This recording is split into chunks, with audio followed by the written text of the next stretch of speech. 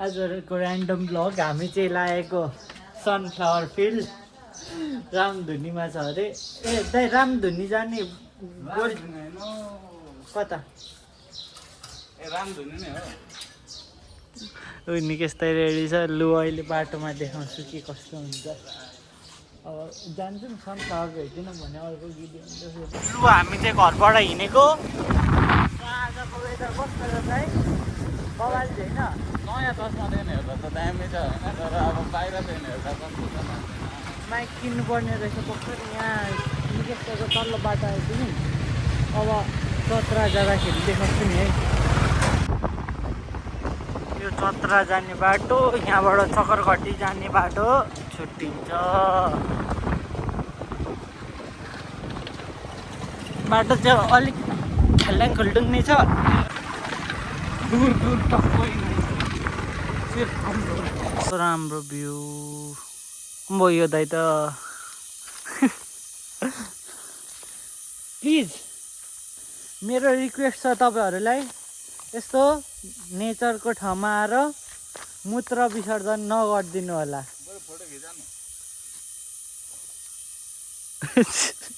दाइ नाचिदिनु त।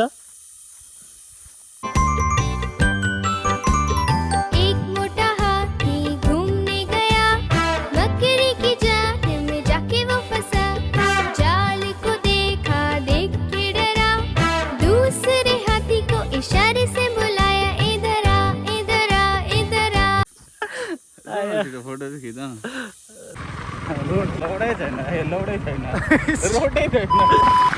अलिकति रोड बिग्रेको आयो। हामी कहाँ अरे यो बाङ्गे होइन? यो चाहिँ मेरो मम्मीको घर बाङ्गे।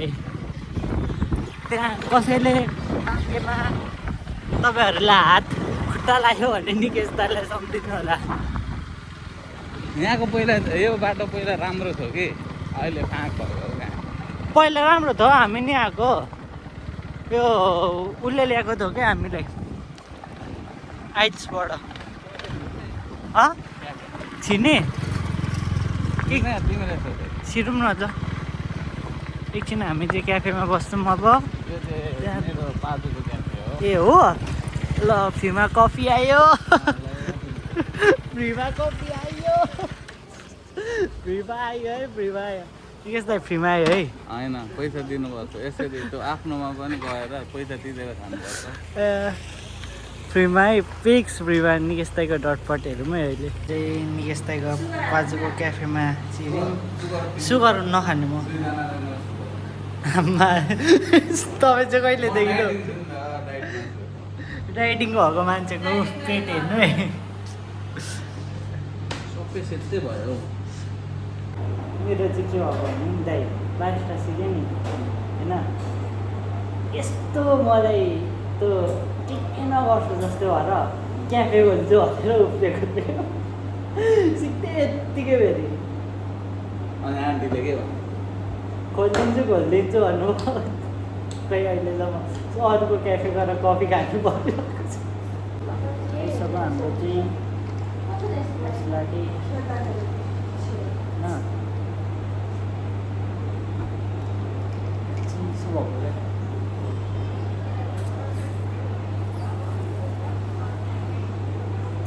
वान गोमै सिधाउन आँटेको थियो।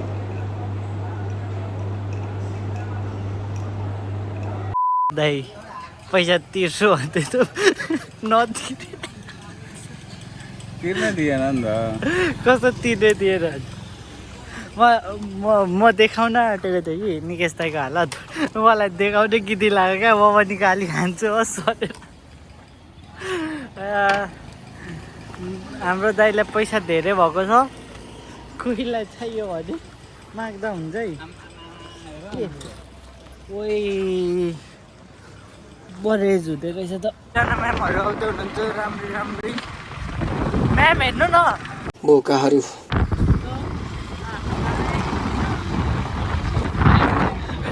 पेट्रोल त्यहाँ रिजर्भमा पुगिसक्यो। कहाँ गएर अड्किने हो थाहा छैन। अस्ति भर्खर पेट्रोल हालेको। म घुम्न कहीँ गएको थिइनँ इटरी बाइक। पेट्रोल सिधैको सिधै छ के भएको। हाइवे राम्रो छ, हाइवे राम्रो छ।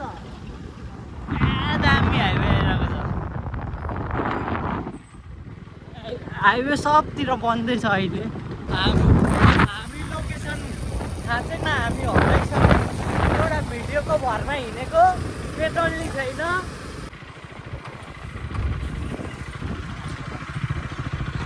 अङ्कल रामधुनी मन्दिर कता हो ए ल हुन्छ धन्यवाद ल हाम्रो ह्यान्डसम अङ्कल धन्यवाद छ तपाईँलाई धेरै धेरै सहयोग पुऱ्याइदिनु भएकोमा यो टुरिस्ट बस आयो टुरिस्ट बस नेपालको टुरिस्ट बस चाहिँ यस्तै छ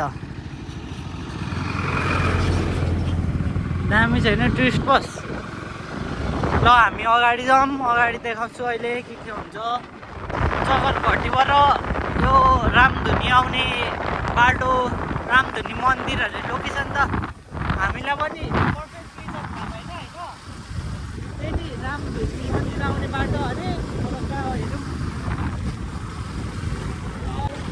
हेरौँ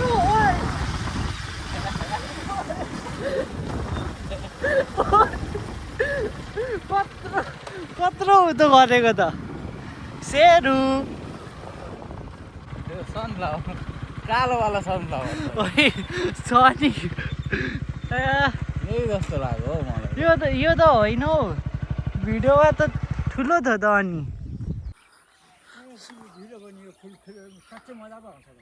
अन्त त्यही भिडियो हेरेर आएको कि यो अरू ठाउँ छ कि छैन यता के छ कसैको यो पाक्ने गरेर यतिबाट नि हो